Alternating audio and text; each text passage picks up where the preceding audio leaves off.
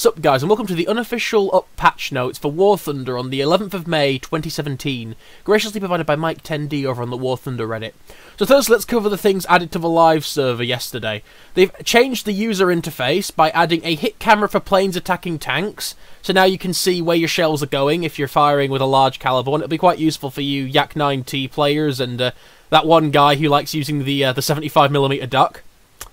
They've also changed the gun indicators for gunners, so now you can see where your guns are pointed, which is a great improvement, because previously you had one sort of reticle which showed all the guns' placement, and it wasn't very accurate. On planes like the extremely large BV plane that the Germans have, it means you can only aim one of the guns effectively. Now you can aim 2 or 3 if you wanted to.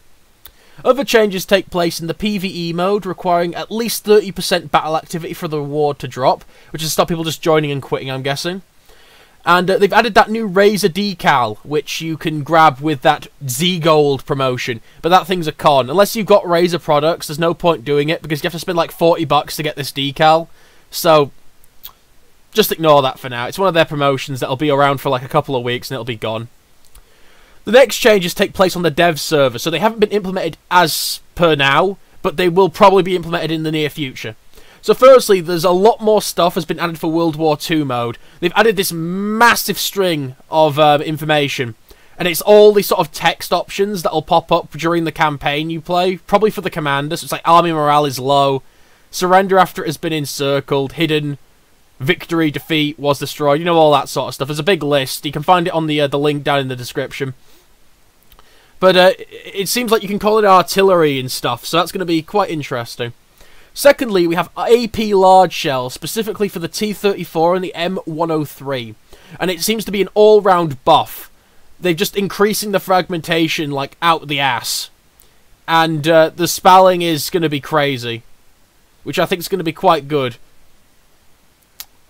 Secondly, all AP rounds are going to get a post-penetration buff, which is good, because AP rounds currently are drastically inferior to APHE and APDS shells. So we'll see how that goes. And all solid shot medium shells are now going to have more or less fragments based on the mass of the armor and shell combined, and the residual pen instead of the fixed number. So it's going to have an actual equation to it. So if you've got a huge shell with a relatively high velocity hitting a very thick piece of armor, there's going to be a lot of spalling. So you King Tigers might be, you know, seeing the end of your days. Narrow angle of fragments, so it's going to be a closer sort of thing, but it's going to be more contained, so you're going to be more able to knock out gunners, and there's a higher chance of fires. So that's all around good. The change may also be implemented to armor-piercing cap and armor-piercing cap ballistic cap shells. So we'll have to see for that. And the new round ricochet stability modifiers for airplane bullet types, and something about a torpedo course correction. So that's that for that. I've covered everything here. If you want to read through it yourself, feel free to. I'll leave the link down in the description below. I'm most interested about these buffs to armor-piercing rounds, because armor-piercing rounds really need this buff.